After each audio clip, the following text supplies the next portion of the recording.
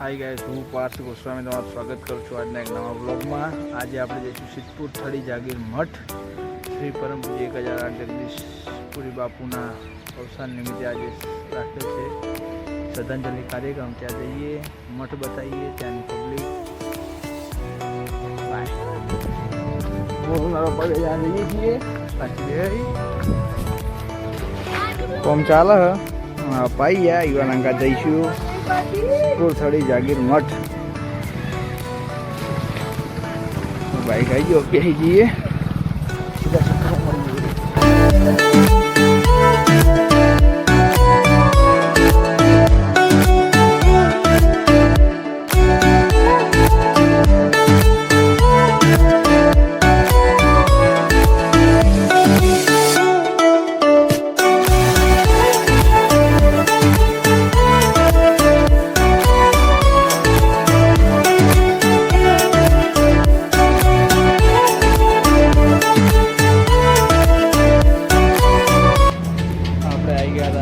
Bike ना नखावा on पछी जइए दुकान थोड़ा बाइक पड़ी पप्पा ऑन गढ़ावी छी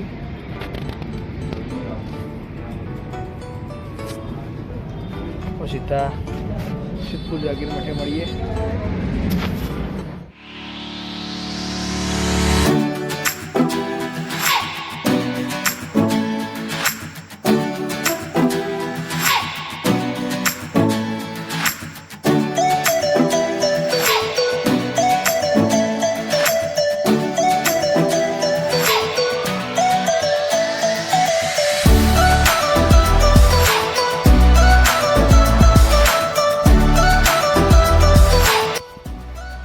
આપણે આવી ગયા છે સિદ્ધપુર થળી જાગીર મઠ।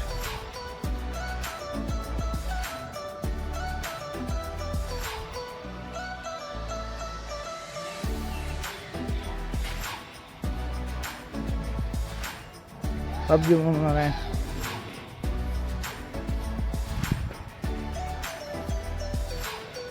હનુમાન દાદા અને ભૈરવ દાદાનું મંદિર ઘણું અખંડ ચાલુ જ છે। સિદ્ધપુર કારતકનો મેળો ભરાય ને એના પાછળ જ છે એમાં આ જગ્યા આવેલ છે। સિદ્ધપુર બહુ જૂની જગ્યા, મહાદેવનું મંદિર પણ છે અહીંયા।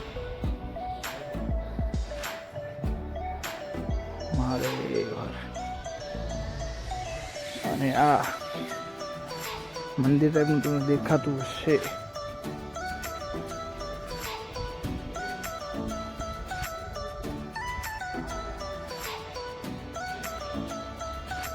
તો પહેલાં જોઈ લો સિદ્ધપુર મઠ।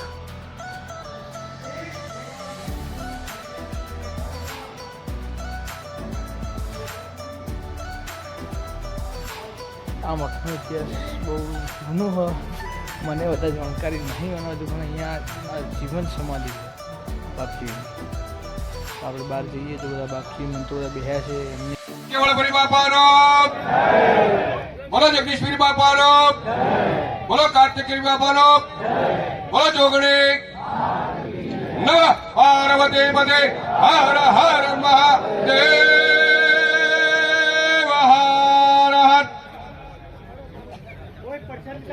આજના આ પાવન અને પુણ્યશાળી ભૂમિ એવા સિદ્ધપુર એટલે શું? સિદ્ધોની ભૂમિ। અહીંયા જેને ભજન કર્યું બધા સિદ્ધ જ બની ગયા એવી આ ભૂમિ। તમે 68 તીર્થ ને 4 ધામ કરીને આવો તો સિદ્ધપુરની જો યાત્રા ના કરો તો તમારા બધાએ તીર્થ સફળ છે। એવો આ ધામ છે।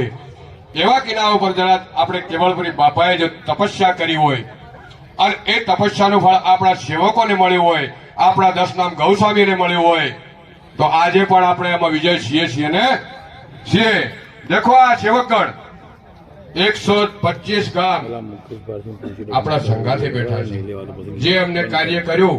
બેસાડી અમરભારતી બાપુનું સાથે હું એવું ભવ્ય સ્વાગત લંગામાડી 12 મહિનામાં 2 વારકા બાપુને નિમંત્રણ આલી સ્વાગત કરતા યથાશક્તિ જે બને પેરમડી કરતા, પણ દરેક પ્રસંગની અંદર માડીના આપણા જગદીશપુરી બાપુ હાજર હોય ને હોય જ। બોલો જગદીશપુરીજી મહારાજ કી. આપણને જ્યાં જ્યાં જરૂર પડશે તન મન ધનથી આપણા અતુલવાડી બંધાયેલા જ છે, ભલે દૂર છે પણ એક અવાજ પર હાજર થઈ જાય છે. તો આ પ્રસંગે માડીને નમ્ર વિનંતી કરું કે બાપાને શ્રદ્ધાંજલિ કાર્યક્રમ રૂપે બે શબ્દો આપણને કહેશે.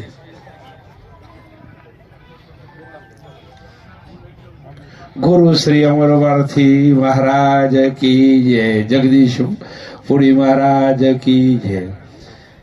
આમ તો 4 થી 5 વખત બાપજી લંગાધામની અંદર ખૂબ ભવ્ય રીતે, બહુ ભવ્યથી ભવ્ય સ્વાગત કરી અને આપણે લંગાની ગાદી ઉપર 4 થી 5 વાર આપણે એમને બિરાજમાન પણ કરેલા છે.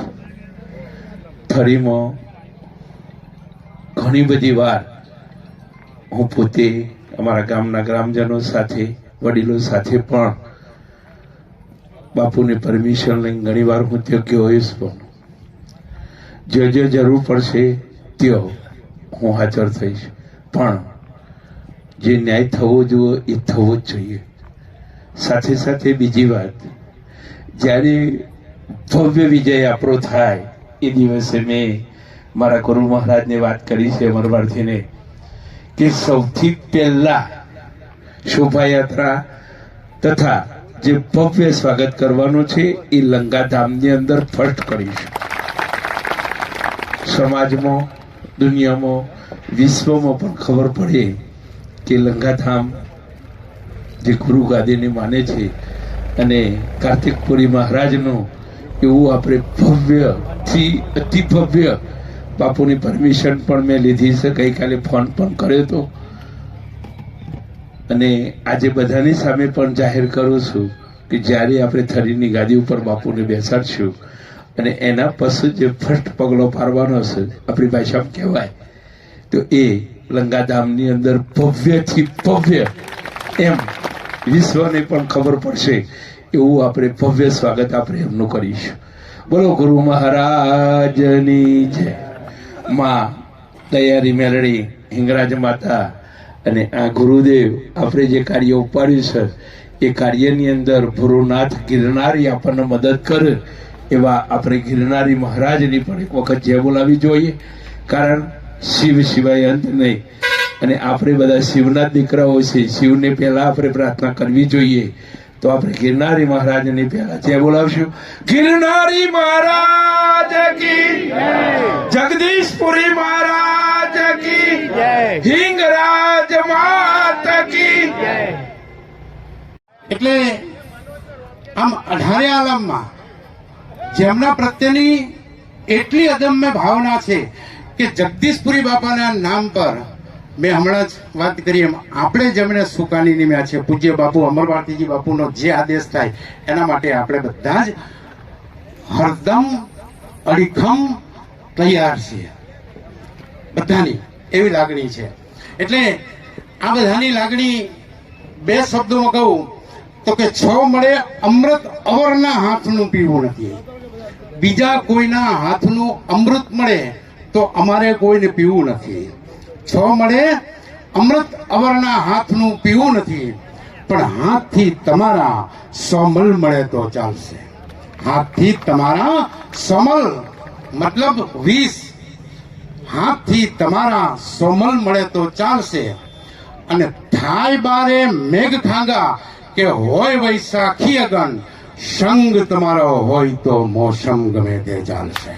સંગ તમારો હોય તો મોસમ ગમે તે ચાલશે. તમામ તાલુકાના, તમામ સમાજના પ્રતિનિધિઓ, આખો સમાજ બાપુ એક વૈચારિક ક્રાંતિ સાથે ઊભો છે અને આપણી સાથે છે.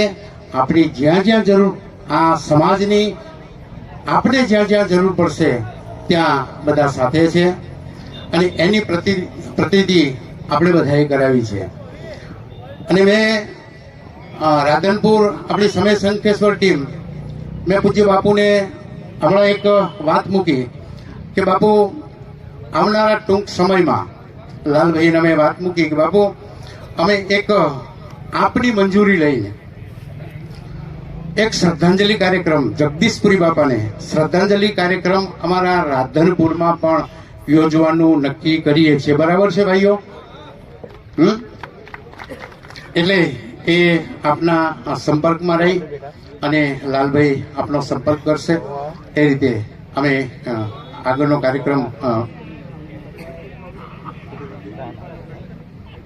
આપણે જે જાગીર મઠ નહીં કહેવાય કે સૌથી પહેલી વિભૂતિ આપણે જેમને આપણે કહીએ છીએ કે કેવળા પરમેશ્વરા એવા કેવળપુરી મહારાજે જયારે અહીંયા તપશ્ચર્યા કરી અને પરમ તત્વને પ્રાપ્ત કરી અને અહીંયા પ્રસન્ન કર્યું હતું. આજ પહેલી વખત હું મારી સમજણ પ્રમાણે તો મને એવી ખબર પડે કે આજ પહેલી વખત એ સિદ્ધ જગ્યા ઉપર કોઈ સિદ્ધ મહાત્માનો સંખડોળ વિધિનો આજે અહીંયા પૂજા પાઠ થનારી છે. એટલે આ વિધિના વિધાન પ્રમાણે કહેવાય ને કે એની ઈચ્છા વગર તો પાંદડું પણ હલતું નથી બાપુ. એટલે બાપુ જ્યાં સુધી એમના સ્વરૂપ સાથે આ સૃષ્ટિમાં અમને ટૂંકમાં વિચરણ કર્યું ત્યાં સુધી પણ અમે તો જાણીએ છીએ, આપ સૌ પણ જાણો છો કે અનેક એવી બાબતો હતી કે જેની નોંધ લેવા જેવી હતી. અત્યારે હાલ છેલ્લા 10-12 દિવસથી આપણે સૌ એકબીજાના સંપર્કમાં છે, ગ્રુપ દ્વારા એકબીજાની સાથે વાત કરીએ છીએ, રૂબરૂ મળીને વાત કરીએ છીએ. ઘણા એવા તો આપણે આવી ગયા છીએ હવે ઘરે ને આપણે સિદ્ધપુર થળીમઠ જાગીર જઈને આપણે ત્યાંના સંતોની વાણીનો લાભ લીધો અને આપણે બધાએ મજા કરી. આવા જ અવનવા બ્લોગ જોવા માટે જોડાયા રહો અમારી ચેનલ સાથે. અમારી ચેનલ લાઇક, શેર અને સબસ્ક્રાઈબ કરજો. જય માતાજી.